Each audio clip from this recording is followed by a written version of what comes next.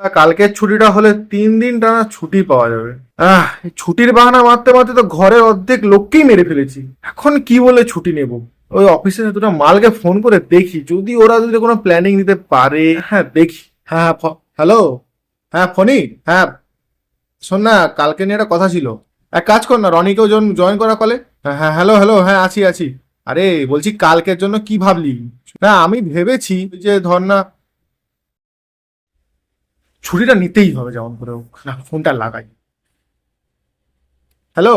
হ্যাঁ স্যার। হ্যাঁ বলো। বলছিলাম কালকে কিন্তু। হ্যাঁ কালকে কিন্তু তোমায় ওই প্রজেক্টটা লাইভ করতে হবে আর একটা পিপিটি বানিয়ে হ্যাঁ ক্লায়েন্টকে দিয়ে দিও। কেন স্যার? ওটা তো রনি দেখবে বললো। টনি, আরে সে তো দুধ ভেবে ফেনাইল খেয়ে নিয়েছে, হসপিটালে ভর্তি আছে, তার খুব বাজে অবস্থা, ছুটি নিয়েছে সে। আরে আরে উনি তো আবার ছুটি নিয়েছে। দেখো তোমার রেসপন্সিবিলিটি, তোমাকে কিন্তু কাজটা করে দিতে হবে। আচ্ছা ঠিক আছে। শালা গদ্দার গুলো।